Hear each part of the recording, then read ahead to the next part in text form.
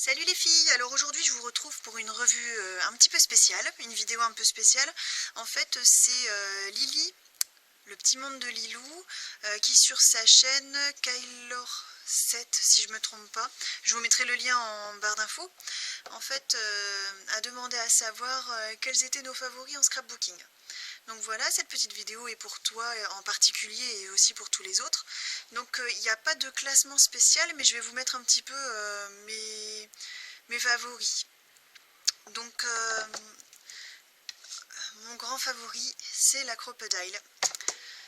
Donc j'ai acheté cette pince, si je ne me trompe pas, parce que ça fait déjà une paire d'années que je l'ai.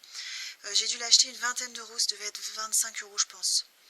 Et en fait, je regrette pas du tout parce que j'avais le Seal Setter, celui-ci, qui est pas mal du tout parce que ça permet de percer n'importe quel endroit dans la feuille, mais par contre, ça permet de percer que du papier principalement.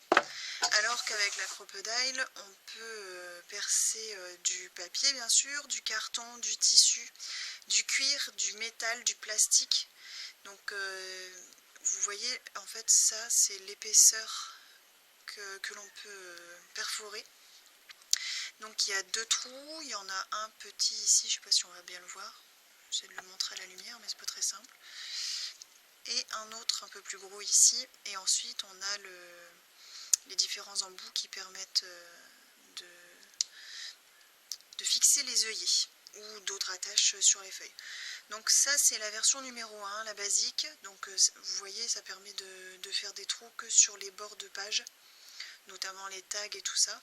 Par contre ils ont sorti la Big Bite qui elle permet de faire des trous n'importe où sur la feuille.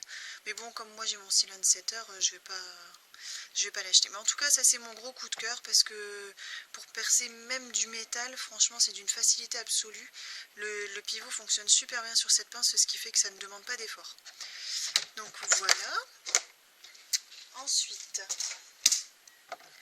alors j'ai mon pistolet à colle, qui est un pistolet à colle qui est normalement fait pour le bricolage et que j'ai vite ramené dans mon coin scrap.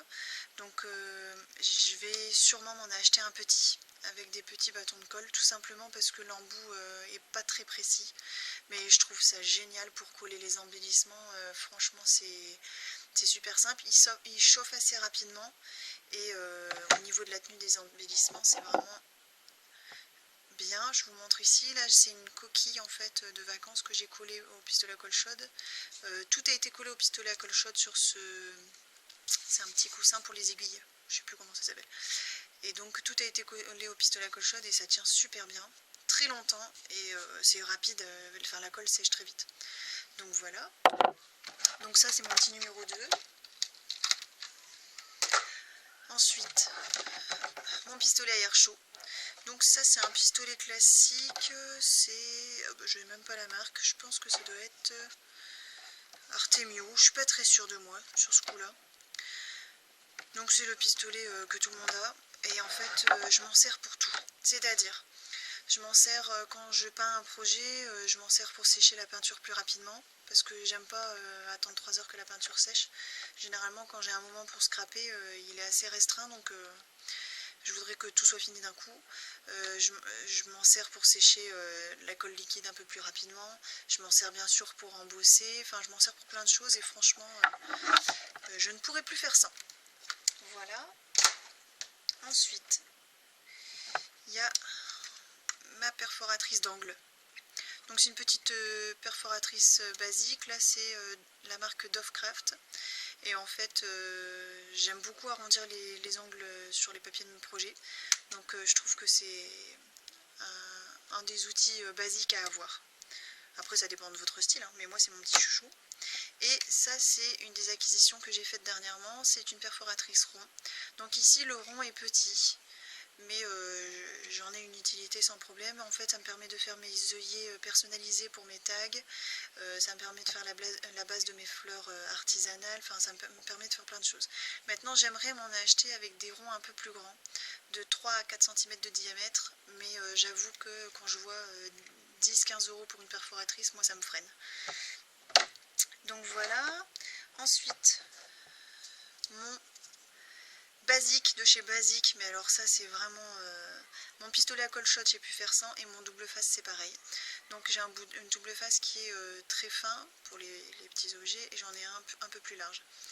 Donc en fait avant je me fournissais sur internet, parce que je trouve que finalement le double face c'est cher, enfin pour les filles qui scrapent souvent on le descend super vite le rouleau, et j'ai trouvé un magasin pas très loin de chez moi qui fait des rouleaux de double face pour, je vous dis pas de bêtises, 40 ou 50 centimes celui-ci.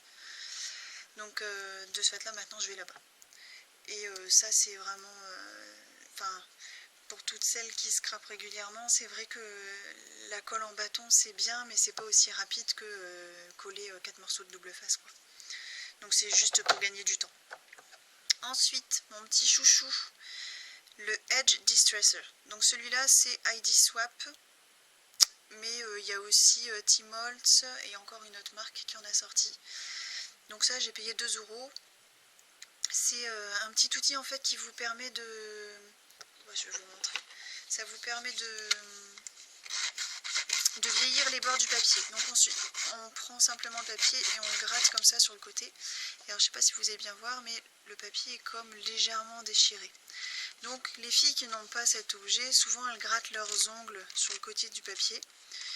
Mais y a des nanas qui se me rongent les ongles, il y en a d'autres qui n'ont pas envie de s'abîmer les ongles parce qu'elles se mettent du vernis.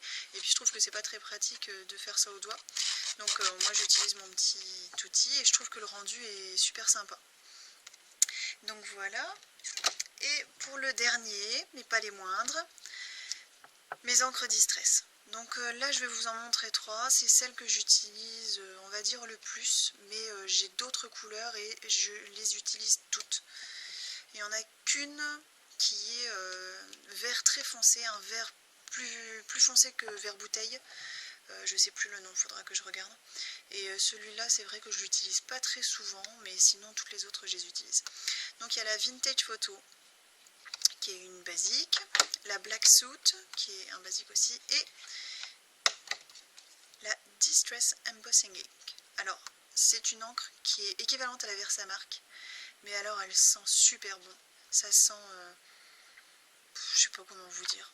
Enfin, moi, j'aime beaucoup l'odeur. Après, chacun ses goûts. Il se peut que vous n'aimiez pas du tout. Mais franchement, pour l'embossage, je la trouve excellente. Donc voilà pour mes petits favoris. Donc bien sûr, à côté... j'ai tout ce qui est tampons, papier, etc. Mais je voulais vous montrer un petit peu mes outils de base pour scraper. Voilà, je vous dis à très bientôt les filles. Et puis n'oubliez pas, la créativité c'est la clé. Ciao!